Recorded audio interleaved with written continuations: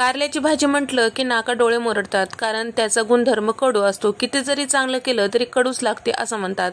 पण या पद्धतीने जर तुम्ही कारल्याची भाजी करताल तर कडू अजिबात होणार नाही. यामध्ये एक ट्रिक वापरलेली आहे. आणि सोबतच तुम्ही जर पाव किलोची भाजी करताल तर एक माणूस अगदी आवडीने खाईल, दुसऱ्याला राहणार सुद्धा नाही.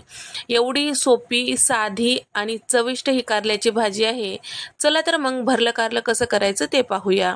तर या इथे मी पाव किलो कारलं घेतलेलं आहे. स्वच्छ धुवून पुसून घेतलेलं आहे. कारल्याचे दोन्ही देठाकडचे भाग कट करून घ्यायचा आणि 2-2 इंचावर ही फोडी तयार करून घ्यायचा आहे. म्हणजे यामध्ये आपण मसाला सहजपणे भरू शकतो. या ठिकाणी सगळे कारले याच पद्धतीने चिरून घेतलेले आहे. आता यामधलं गर आपल्याला काढून घ्यायचं आहे. चमच्याचा जो लांबड भाग असतो त्याच्याने आपल्याला यामधलं सगळं गर काढून घ्यायचं आहे, सगळं साफ करून घ्यायचं आहे. पहा अशा पद्धतीने. त्यानंतर यामध्ये आपल्याला चिंच टाकून साधारण 2 तास तरी बाजूला ठेवायचं आहे, जेणेकरून यामधला कडवटपणा कमी होतो. तर इथे मी जे चिंच घेतलेलं आहे त्याला ऑलरेडी मीठ लावलेलं होतं, त्यामुळे एक्स्ट्राचं मीठ टाकलेलं नाही. तर तुमचं साधं चिंच असेल, मीठ न लावलेलं असेल तर थोडंसं मीठ चिंचामध्ये टाकून घ्यायचं. मग चिंच आणि मीठ मिक्स करून कारल्यामध्ये या पद्धतीने भरून ठेवायचं आणि वरतून एक पाव चमचा मीठ आपल्याला टाकून झाकून 1-2 तासासाठी बाजूला ठेवायचं आहे. तर तोपर्यंत आपण मसाला भाजून घेऊया. तर त्यासाठी इथे मी अर्धी वाटी शेंगदाणे, 4 ते 5 लवंगा यामध्ये टाकून छान असं हलकसं डाग लागेपर्यंत परतून घेत आहे. आता या पद्धतीने शेंगदाणे भाजून झाल्यानंतर एका ताटामध्ये काढून घ्यायचं आहे. त्यानंतर इथे मी घेतलेलं आहे साधारण एक 3 ते 4 चमचे इतकं सुक्या खोबऱ्याचे काप. तर ते सुद्धा आपल्याला हलकसं रंग चेंज होईपर्यंत परतून घ्यायचं आहे. हलकसं रंग चेंज झाल्यानंतर यामध्ये साधारण 3 चमचे इतकं तीळ आणि 2 चमचे जिरे टाकून घेतलेलं आहे. छान तडतडू लागलं की प्लेटमध्ये काढून घ्यायचं आहे. त्यानंतर 2 मध्यम आकाराचे कांदे बारीक फोडी चिरून घेतलेले आहे, ते सुद्धा आपल्याला परतून घ्यायचं आहे. सोबतच 3 ते 4 लसणाच्या पाकळ्या, 1 इंचाचं आलं सुद्धा यामध्ये टाकून घेतलेलं आहे. 2 चमचे तेल टाकून घेतलेलं आहे. गॅसचा फ्लेम मोठा करून आपल्याला कांद्याचा हलकसं रंग चेंज होईपर्यंत परतून घ्यायचा आहे. हलकसं गुलाबी रंगावर परतून झाल्यानंतर आपल्याला हे सुद्धा प्लेटमध्ये टाकून घ्यायचं आहे. तर या ठिकाणी तुम्ही बघू शकता कांदा छान परतला गेलेला आहे. कारल्याचे फोडी आपण चिंच भरून ठेवलेले होते ते 2 तास झालेले आहेत. तर या ठिकाणी तुम्ही रात्रभर ठेवलं तरीही चालतो. या ठिकाणी तुम्ही बघू शकता छान ओलसरपणा निर्माण झालेला आहे. यामधला कडवटपणा बराचसा कमी झालेला आहे. यामधलं चिंच आपल्याला एका वाटीमध्ये काढून घ्यायचं आहे. या पद्धतीने तुम्ही बघू शकता मध्यभागी जे आहे थोडंसं चिंचाचं ओलसरपणा लागलेला आहे, त्यामुळे आपले जे कारले आहेत खाताना कडू लागत नाहीत. तर या ठिकाणी सगळं मसाला भाजून घेतलेलं होतं एका ताटामध्ये काढून घेतलेलं आहे.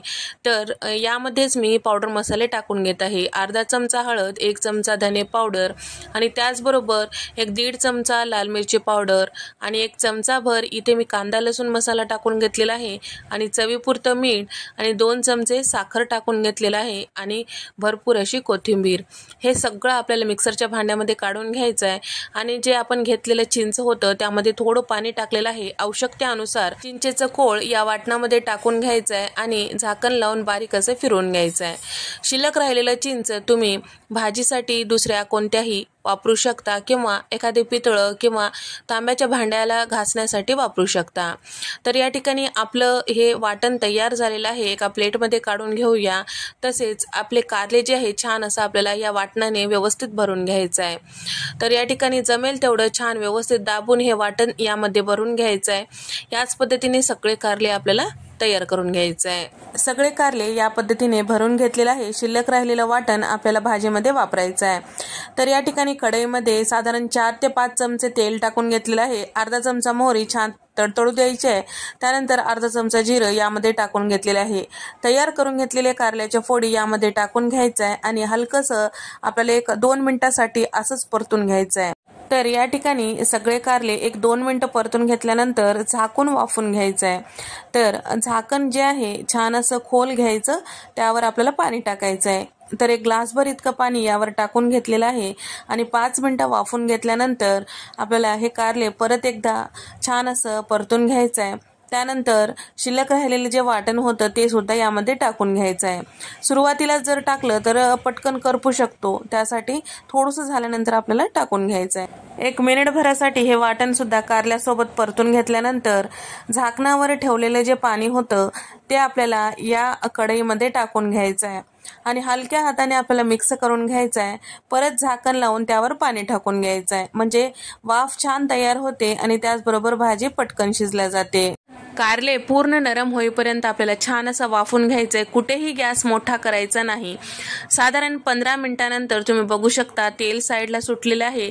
कारले जे आहे छान नरम झालेले आहे, म्हणजे इथे आपली भाजी तयार झालेली आहे. मधात 2 ते 3 वेळेस झाकण उघडून मी चेक केलेला होता, तर इथे तुम्ही बघू शकता मस्त नरम हे कारलं झालेलं आहे. तर हा व्हिडिओ आवडल्यास व्हिडिओला नक्की लाईक करा आणि चॅनलला सबस्क्राईब करायला विसरू नका. तुम्हाला हा व्हिडिओ कसा वाटला नक्की कमेंट करून सांगा. अशाच मस्त नवनवीन रेसिपीजमध्ये भेट देऊया. तोपर्यंत नमस्कार, बाय.